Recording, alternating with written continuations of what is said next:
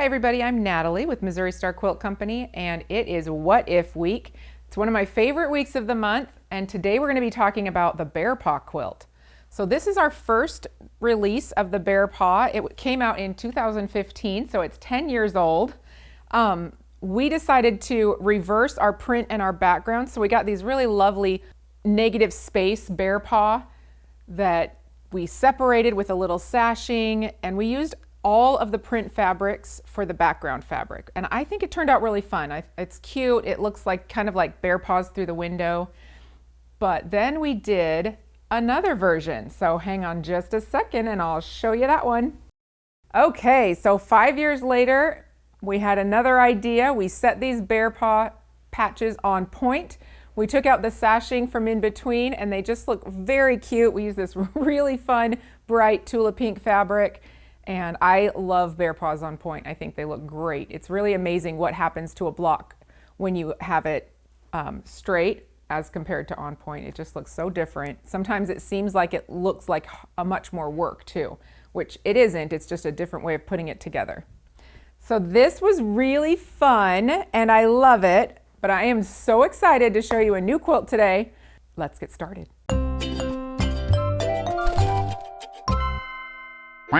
All right, so to make this quilt, you're going to need some yardage, and we have used the line Baubles and Balsam by Kim Diehl for Henry Glass and Company. So what we're going to need to start out with, we've got some red fabric and some gold, and these are for our applique.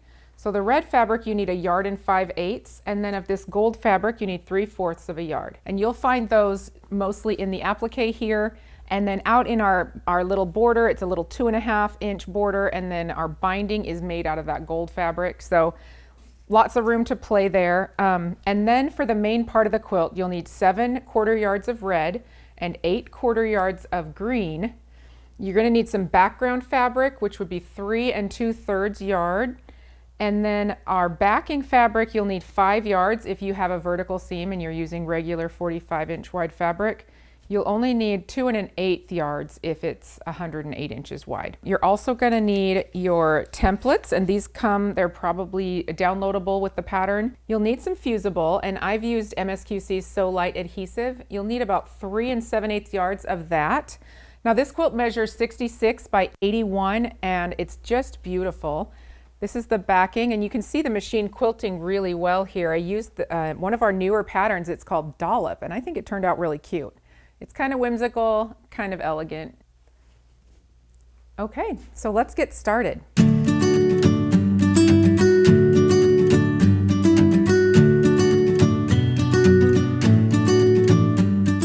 So I'm going to take these and set them aside. They're for our applique pieces, and we'll get to that in a minute.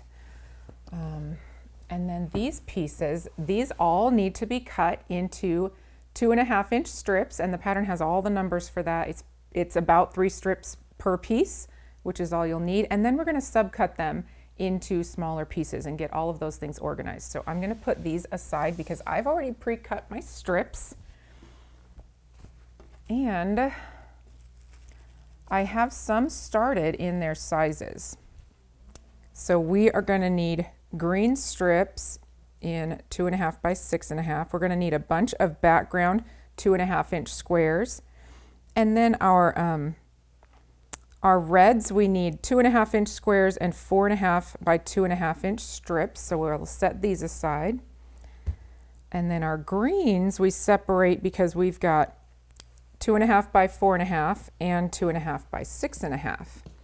So these are the sizes. Some of these will need to have the line drawn on the back, but I would probably just do a pile of those and then use them up as you go along. And the background fabric is super interesting because it does background and sashing strips. So we're going to cut this at 13.5 inches, and then we will cut lengthwise across that, or widthwise across it, to get our sashing strips that are going to go in between our blocks. So we'll pick those up and come back to it as we go. This is the block we're going to be making. It's 1/4 of the Bear Paw block. And we're going to start by stitching together our background square and our red square. So we'll take this piece here and this piece, and we're going to sew them together. Whoop, I'm going to use one that's not pre-marked. We'll use that next.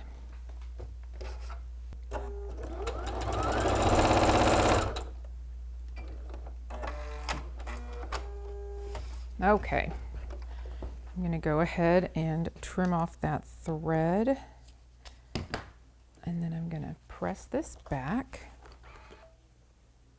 set my seam first.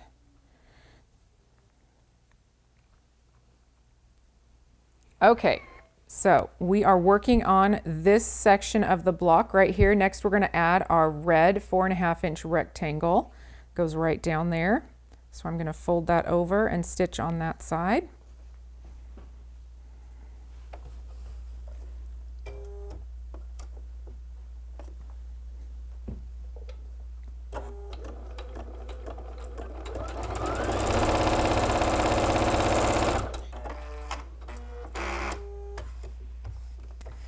All right, now I'm going to take this over to the sewing machine and I'm going to press it. I'm going to put the seam side down, set my seam, and then fold this row back. That way I'm not having to press pre-stitched seams in a direction that they don't want to go.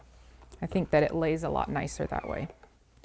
All right, so now we have this section and we are going to snowball these corners. So we'll take our 2.5-inch squares and we're going to draw a line from corner to corner on 2 squares. We'll line them up like this, and they overlap just a little bit, but don't worry, we're not stitching that part. In fact, this is something that I always look at when I'm doing a block like this. If you're going side to side and you want to make sure things are centered and square, you can see a little square that's made when these two pieces overlap, and it helps you to just have another point of reference for making sure things are lined up. So we're going to sew right on that line and then trim off 1/4 of an inch next to it. We're not sewing on either side this time. We're sewing on the line from point to point.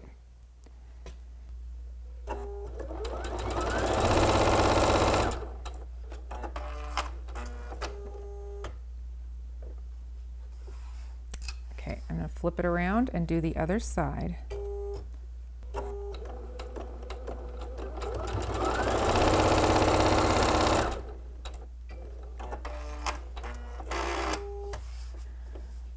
Okay, so I've got these on, and you can use your rotary cutter to cut 1/4 of an inch from that seam line. And then I will flip it over and do the other side. Then we'll press this, set those seams, and roll back those new little corner triangles. And you've got the start of your bear paw.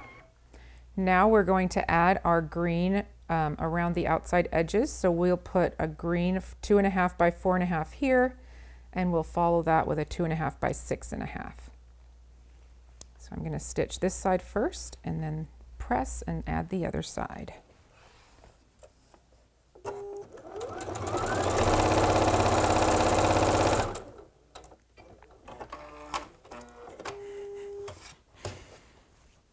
Okay, again, I'm leaving that on top, keeping my seams on the new piece of fabric on top and keeping my seams on the bottom, setting the seam and rolling that back. I'm going to add this 6.5 by 2.5 inch strip.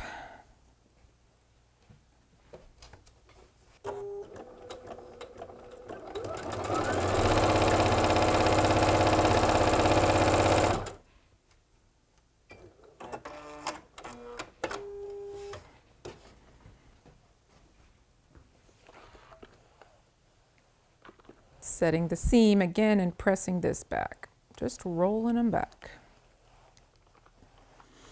Okay, now we've got this piece and we need to add our last 2.5 inch triangle snowballs. And I've got these ready to go, so I'm going to put that this way. We're going to stitch on the line point to point, following the same direction that we did the last one.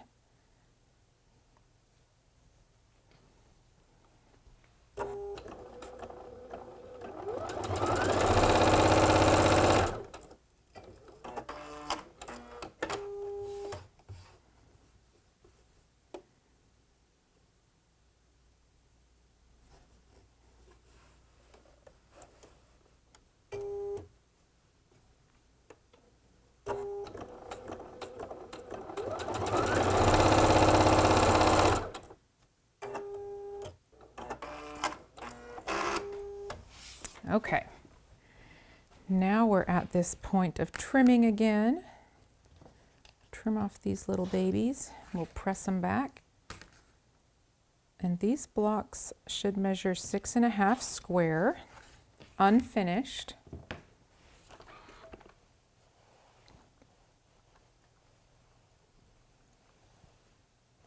Oops. All right, so I've got 3 other blocks already made here, and it is time to add our sashing. We're going to go to grab our 13.5-inch strip, and we're going to cut some sashing strips, and we'll subcut them down. So I've got this here. I'm going to cut a 2-inch because I've still got to remove the selvage on this one.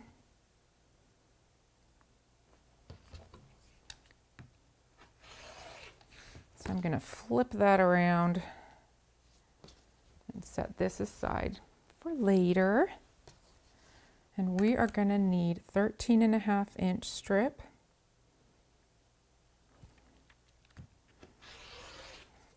And then one of these strips we need to cut down into 6.5-inch strips. So I like to lay these ones out on the mat because then I can use the mat and the ruler. So I will also, oops, let me scoot that over. I will go to 6.5 this way with these little pieces, keep them lined up, and then we'll need one of those. And we'll do this one. So it's really a pretty good use of fabric. You'll have a little bit left over. All right, so now we're going to take these sashing strips. We're going to move this stuff out of the way. And we are going to put together our 4 blocks. We have 1, 2, 3, 4, and we're going to do a sashing strip in between each, and then our long sashing strip across the middle, and our block will be built, and we can be ready to work on applique. Okay, I'm going to stitch these 2 first, and I'm going to bring this over at the same time because I can do this one as well.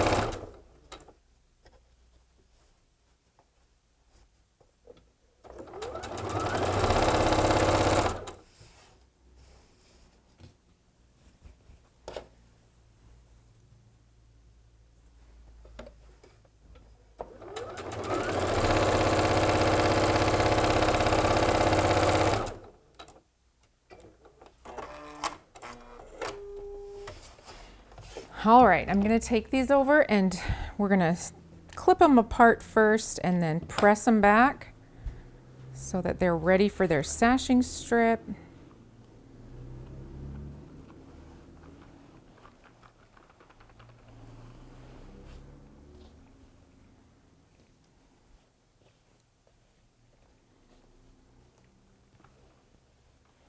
And I do tend to press these in the same direction so that when I put them together, they're going opposite, even though they don't nest. Creature of habit, I guess. Okay, I'm going to go ahead and put this strip on here. And then I will add the next one to it.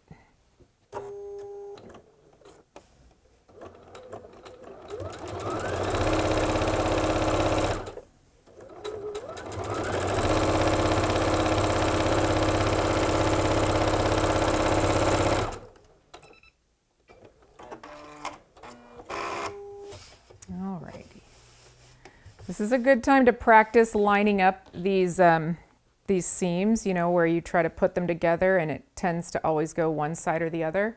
The beauty part is we're going to cover it with applique, so it's a great quilt for practicing on without any pressure to get it perfect. So you can practice your skills of lining up those seams and pinning it in. I would, you know, a lot of times you want to like peel it back and make sure all the seams are lined up. I think if you can get it pretty good, you can probably stick a pin in there. I will give it a shot and we'll see how well we do. But I love the idea of a pressure-free practice quilt because it just saves my sanity to take the pressure off.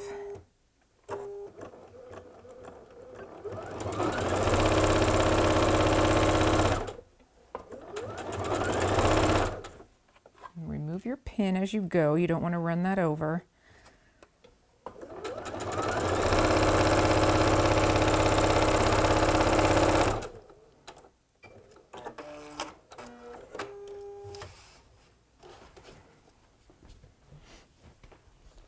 All right, let's see how we did. We're going to give it a press. And it's not too bad. I'm kind of impressed by that. Who knew? Now, all right, we've got our block ready for applique. So let's take this quilt down and we can get to the design wall and cut out those flowers. I'll see you in just a sec. All right, so we are ready. We've got our design wall up and our block is up on the wall. We've got our templates here. So B and D go on the red fabric that we picked out. So I'm gonna write red on them just to help me remember. And then C is the gold petals and A is the background. So I'm just gonna put background on there. All right, so now what we're gonna do, we're gonna cut a little bit of our So Light.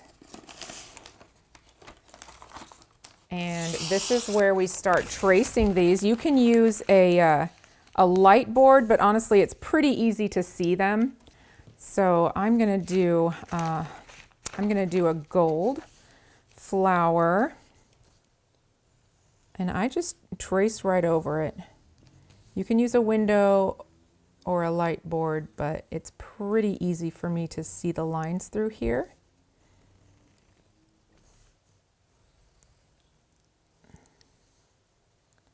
And then what I'm gonna do, I'll probably also add a little circle here. Whoops, I gotta make sure my lines are pretty. Okay, red. Okay, so I've got that traced. I'm gonna set that over there and grab my gold fabric to cut out the gold petals. I'm gonna rough cut this shape because I don't wanna put too much adhesive on fabric that doesn't need it.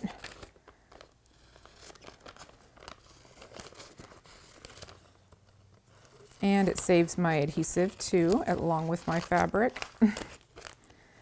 Okay, so I'm just gonna take this over and press it. I would probably draw out all of my gold leaves at the same time and then press them onto a large piece of fabric. I'm gonna press it down with the iron. I like to go across, kind of slide around first to make sure everything's in place, and then just hold it and count to 3 or 5 or whatever you feel like. And then we can take it off. I do advise letting it cool a little bit. You might burn yourself. Somebody's iron's that hot. I just know it. Sometimes my iron is that hot. All right. Well, I'm gonna cut that out. Just gonna cut right on those lines. And they don't all have to be exactly the same. You can be a little bit imperfect and it's not gonna matter.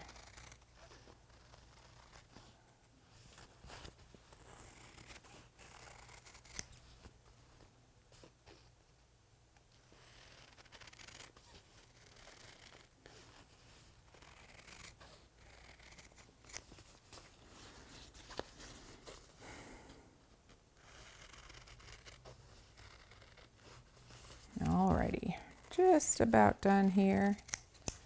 So you're gonna make a bunch of these out of gold, a bunch out of red. You'll need one of each for each block. So for each of your blocks, you need a red background and then a gold and then a red circle for the center, and then all these little guys, these are all made out of background, and they're gonna tuck right in back here behind your flower to make it look like it has an extra layer, but it doesn't add the extra bulk.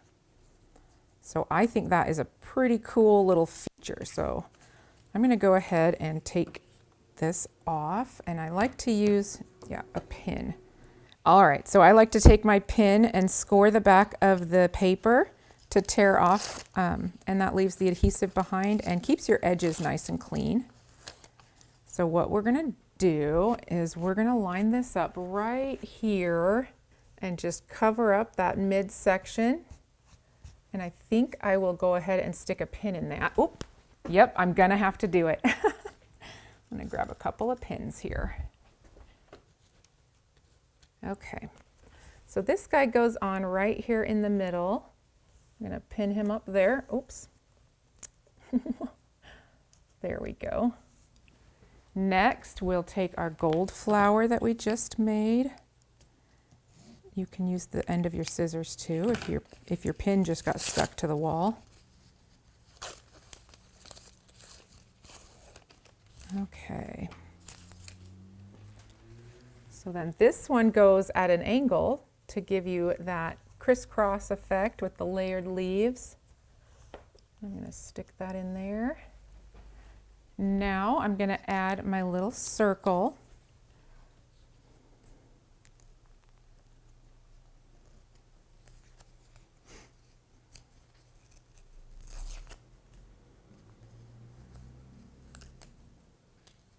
This goes right in the middle of our flower. It's our little center. And then each of these little background pieces, you'll notice that they have two sides that are kind of curvy and kind of have a smooth rounded edge on one side, and then the other two are pretty sharp.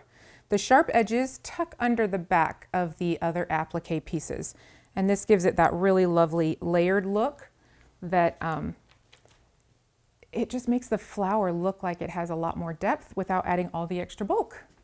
So I'm going to take this down because I don't want to put that many pins in it, and bring it over here so we can look at it from the top camera down. I'm going to stick that there. Oops, this guy fell off. So I like to get all of this stuff ready. We're going to tuck these guys in. I think they're so cute. This has been really fun for me because I tend to get, I sometimes can be a little bit lazy with my applique, and I really love the way these layers all came together. So pretty. All right, so you just tuck one underneath every little petal,